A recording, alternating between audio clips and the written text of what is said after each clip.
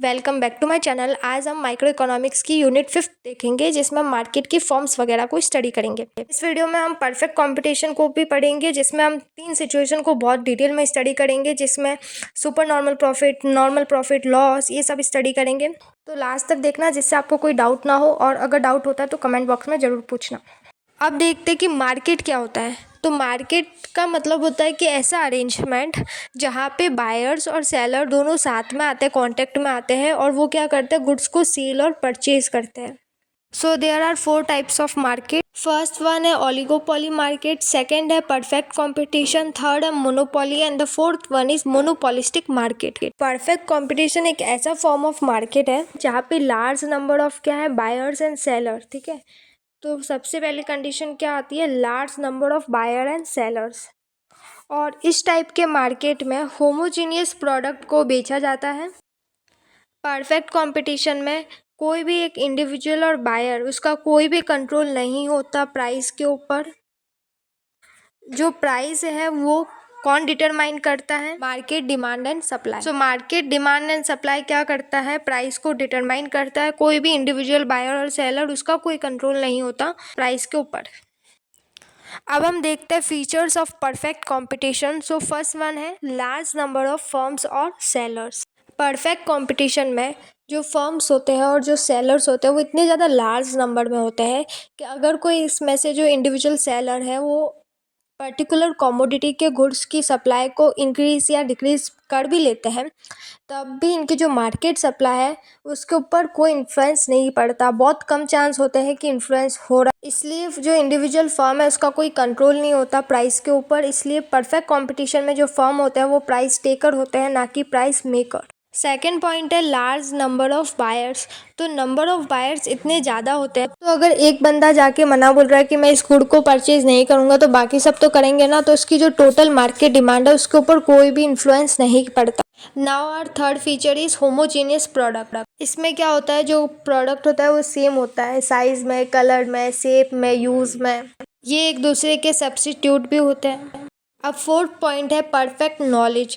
जो बायर और सेलर है इनको परफेक्ट नॉलेज होती है मार्केट की। परफेक्ट कंपटीशन में बायर्स को सब कुछ पता होता है कि प्राइस इस प्रोडक्ट का कितना है, उस प्रोडक्ट का कितना है, इसलिए प्राइस के साथ तो कोई भी छेड़खानी हो ही नहीं सकती।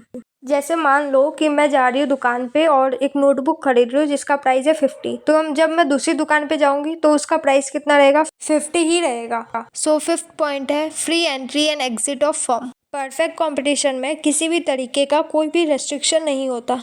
अगर कोई फर्म चाहता है कि मैं एंटर करूँ तो उसके पास इतनी फ्रीडम होती है कि वो आराम से एंटर कर सकते हैं, और उसके पास इतनी फ्रीडम ये भी होती है कि वो बाहर भी जा सकते हैं। अब हम इस टेबल से देखेंगे कि कैसे इंडस्ट्री जो है वो प्राइस को डिटरमाइन करती है और किस तरीके से फर्म जो है उस प्राइस को एक्सेप्ट करता है। अब इस तरफ हमने इंडस्ट्री ने जो प्राइस डिटरमाइन किया है अलग अलग, उनके ऊपर जो डिमांड और सप्लाई हो रही है उसको हमने शो किया है। और इस तरफ हमने देखा कि फर्म जो है वो प्राइस एक्सेप्ट करके कितना रेवेन्यू अर्न कर रहा है, वो हम दूसरी तरफ देखेंगे। So as per law of demand, जैसे जैसे इंडस्ट्री अपना प्राइस इंक्रीज कर रहा है वैसे वैसे जो डिमांड है वो क्या हो रही है, डिक्रीज हो रही है। और इसी के साथ जैसे जैसे प्राइस इंक्रीज हो रहा है वैसे वैसे सप्लाई भी क्या हो रही है, इंक्रीज हो रही है। बट जब इंडस्ट्री ने प्राइस 30 किया तो डिमांड कितनी हो गई, 300, और सप्लाई भी 300। इस पॉइंट पे डिमांड और सप्लाई क्या हो रहा है, इक्वल हो रहा है। इस पॉइंट को हम बोलेंगे इक्विलिब्रियम पॉइंट। अगर इक्विलिब्रियम पॉइंट से ऊपर देखें तो डिमांड क्या है, ज़्यादा है, और इंडस्ट्री जो है इतना सप्लाई करना चाहता नहीं है। अगर नीचे आएंगे तो इंडस्ट्री सप्लाई ज़्यादा करना चाहता है, डिमांड इतनी आ नहीं रही है। सो प्राइस 30 एक ऐसा प्राइस है जहाँ पर डिमांड एंड सप्लाई दोनों इक्वल हो रही है, और फर्म जो है उस 30 रुपीज़ को क्या करता है, एक्सेप्ट करता है। सो फर्म क्या प्राइस टेकर है, नॉट प्राइस मेकर। अब फर्म इस प्राइस के ऊपर जितनी क्वांटिटी बेचना चाहता है वो बेच सकता है और उससे कमा सकता है। तो जैसे जैसे जितनी ज़्यादा क्वांटिटी वो बेचेगा वैसे वैसे टोटल रिवेन्यू वो ज़्यादा अर्न करेगा। जैसे एक क्वांटिटी बेच रहा है और उसका प्राइस 30 है तो इसका टोटल रिवेन्यू हो गया 30। सेकेंड क्वांटिटी 30 में ही बेच रहा है तो 2 इंटू 30 करेंगे तो क्या हो जाएगा, 60। तो परफेक्ट कंपटीशन में एमआर और एआर और जो प्राइस है वो क्या हो जाते हैं, इक्वल हो जाता है। ठीक है, एवरेज रिवेन्यू को आप प्राइस भी बोल सकते हो, क्योंकि एवरेज रिवेन्यू क्या होता है, total revenue divided by quantity. तो पर यूनिट को बेचने से हमें कितना क्वांटिटी मिल रहा है तो वो ही प्राइस ही आएगा। अब इसका डायग्राम देखिए, जहाँ पर डिमांड और सप्लाई इंटरसेक्ट कर रहे हैं वो आपका पॉइंट हो जाएगा ई पॉइंट, और ये आपका हो जाएगा पी प्राइस। ठीक है, इस पॉइंट पे ये आपका इक्विलिब्रियम प्राइस हो जाएगा, और ये इस वाई एक्सिस पे हम प्राइस को डिनोट कर देते। ठीक है, और इसी पॉइंट पे इसी प्राइस के ऊपर अगर हम फर्म जो है वो क्या करेंगे, कितनी भी क्वांटिटी क्या करेंगे वो बेच सकते हैं। और इस पॉइंट पे आपका एवरेज रिवेन्यू और मार्जिनल रिवेन्यू क्या हो जाएगा, इक्वल हो जाएगा, क्योंकि जितना प्राइस होता है उतना ही ये दोनों भी होते हैं। फर्म का इक्विलिब्रियम क्या होता है, ऐसे सिचुएशन जहाँ पर फर्म को क्या मिल रहा है, मैक्सिमम प्रॉफिट मिल रहा है। ठीक है, इंडस्ट्री का इक्विलिब्रियम कहाँ होता था, जहाँ पर भी डिमांड और सप्लाई क्या होता था, इंटरसेक्ट करता था।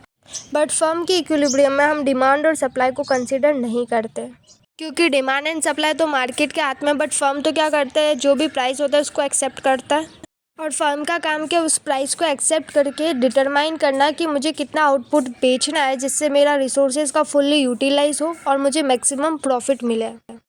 अब फर्म को मैक्सिमम प्रॉफिट कहाँ मिलेगा, पहली कंडीशन जहाँ पर मार्जिनल रिवेन्यू मार्जिनल कॉस्ट के इक्वल हो, और सेकंड कंडीशन है कि एमसी जो है एमआर को नीचे से काटती हुई जाएगी वहाँ पर। अब हम डायग्राम से देखते हैं where will be the equilibrium.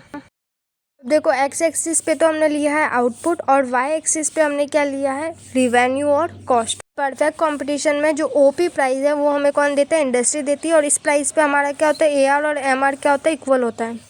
अब हम एक एमसी कर्व ड्रॉ करेंगे जो एमआर के साथ इंटरसेक्ट करेगा, और उस पॉइंट को हम बोलेंगे इक्विलिब्रियम पॉइंट, जहाँ पर ये क्या करेंगे, मैक्सिमम प्रॉफिट को अर्न करेंगे। अब हम एमसी कर्व इस तरीके से ड्रॉ करेंगे, और ये जो ई पॉइंट है जहाँ पर ये इंटरसेक्ट कर रहा है ये हो जाएगा हमारा इक्विलिब्रियम पॉइंट।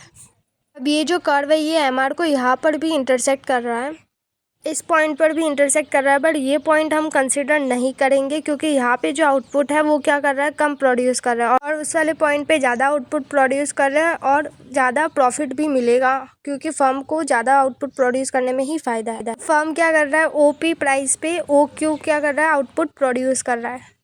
अब फर्म जो है शॉर्ट रन में 3 सिचुएशन फेस करता है। पहला तो उसको बहुत ज़्यादा प्रॉफिट मिल सकता है, सेकंड के नॉर्मल प्रॉफिट मिल सकता है, और तीसरा जो होता है वो लॉस मिल सकता है। तो हम ये डायग्राम के साथ देखेंगे कि कैसे होता है। अब एक चीज़ मैं क्लियर करती हूँ कि शॉर्ट रन में क्या होता है कि हम एकदम से लैंड वगैरह को चेंज नहीं कर सकते, सिर्फ रॉ मटेरियल और लेबर को हम इंक्रीज़ कर सकते हैं। सिर्फ इसके थ्रू हमें प्रॉफिट मिल सकता है, हम आउटपुट इंक्रीज़ कर सकते हैं, बट लैंड को एकदम से रातों रात चेंज नहीं कर सकते।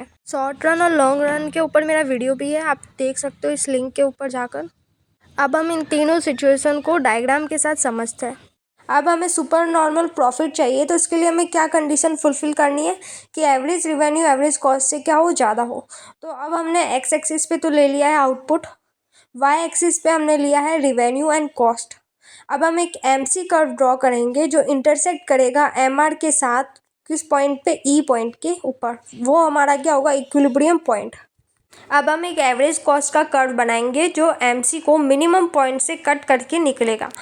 ठीक है, अब ये जो पॉइंट है ये क्या करेगा, इंटरसेक्ट करेगा प्राइस लाइन के ऊपर। अब हमारी ये जो कंडीशन थी एवरेज कॉस्ट ज़्यादा होगा एवरेज कॉस्ट से, वो तो फुलफिल हो रही है, क्योंकि हमारा जो ई क्यू है एवरेज रिवेन्यू वो क्या है, टी क्यू से ज़्यादा है एवरेज कॉस्ट से। अब हम एक लाइन खींच लेते हैं जिसको हम लेबल कर देते हैं ए से, और ये लाइन हो गई ए टी।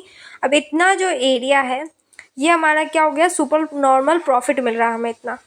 अब ये जो आपका शेडेड एरिया है इतना आपको क्या मिल रहा है, सुपर नॉर्मल प्रॉफिट मिल रहा है। अब हम इसको एनालाइज करते हैं, तो एवरेज रिवेन्यू लिखेंगे आप ई क्यू, ठीक है, पर यूनिट वाला, और average cost per unit cost कितनी लगी, तो टी क्यू। ठीक है, अब प्रॉफिट कितना आएगा, E Q minus T Q करोगे तो क्यू से क्यू कट जाएगा, बचेगा कितना, ई टी। ठीक है, अब हम निकालेंगे टोटल रिवेन्यू। टोटल रिवेन्यू कितना है आपका, पी ओ क्यू ई। ठीक है, ये जो आपका पी ओ क्यू ई है, फिर टोटल कॉस्ट आपकी है ए टी ओ क्यू। अब सुपर नॉर्मल प्रॉफिट निकालना है तो कितना आ जाएगा आपका, पी ओ क्यू ई से माइनस करोगे ए टी ओ क्यू से क्यू कटेगा, ओ से ओ कटेगा, और आ जाएगा आपका super normal profit P E A T. अब सेकंड है आपका नॉर्मल प्रॉफिट, जिसमें आप क्या करोगे, ए आर क्या होगा आपका ए सी के इक्वल होगा। तो एक्स एक्सिस पे हम लेंगे आउटपुट, वाई एक्सिस पे रिवेन्यू एंड कॉस्ट। एक एमसी कर्व को ड्रॉ करेंगे जो ई पॉइंट पे क्या करेगा, इंटरसेक्ट करेगा एमआर के साथ, और वो ई पॉइंट हो जाएगा आपका इक्विलिब्रियम पॉइंट। ई क्यू आपकी क्या हो जाएगी, रिवेन्यू लाइन हो जाएगी। अब हम क्या करेंगे, एक एवरेज कॉस्ट का कर्व बनाएंगे। ठीक है, अब AC को आपको ऊपर से ड्रॉ करना है जिससे क्या हो, AC और AR इक्वल हो जाए। अब EQ जो है आपका एवरेज रिवेन्यू भी है और एवरेज कॉस्ट भी है। अब हम इसको एनालाइज करते हैं। एवरेज रिवेन्यू आपका है EQ, एवरेज कॉस्ट भी आपका है EQ, तो एवरेज प्रॉफिट आपको कितना मिल रहा है, 0। ठीक है। टोटल रिवेन्यू का देखें तो टोटल रिवेन्यू है आपका EPOQ।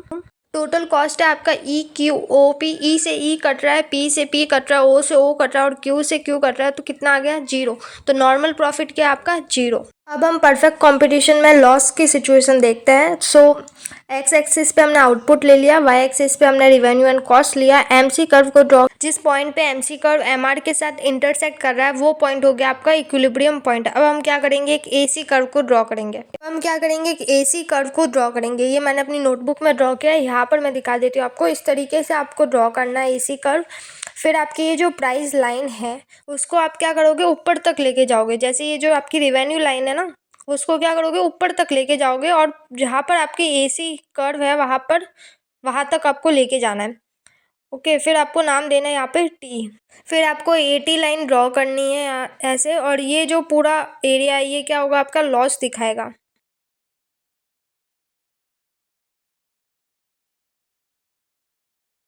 अब ये जो TQ है ये क्या आपका एवरेज कॉस्ट, और आपका जो EQ है वो क्या है आपका एवरेज रिवेन्यू। जो TQ है वो EQ से क्या ज़्यादा है, मतलब एवरेज कॉस्ट एवरेज रिवेन्यू से ज़्यादा है। इसका मतलब क्या है, जितना आप खर्चा कर रहे हो उतना आपको मिल नहीं रहा। इसका मतलब है कि इतना रिवेन्यू हमारे पास आ नहीं रहा। अब ये जो आपका शेडेड एरिया है PEAT, ये आपका क्या है, लॉस दिखा रहा है। अब इसको एनालाइज करते हैं हम। एवरेज रेवेन्यू कितना है आपका EQ, ठीक है, और एवरेज कॉस्ट है TQ। दोनों को माइनस करोगे तो कितना आ जाएगा, EQ माइनस TQ। Q से Q कट जाएगा, आगे आपका TE माइनस में, क्योंकि क्या हो रहा है, लॉस हो रहा है।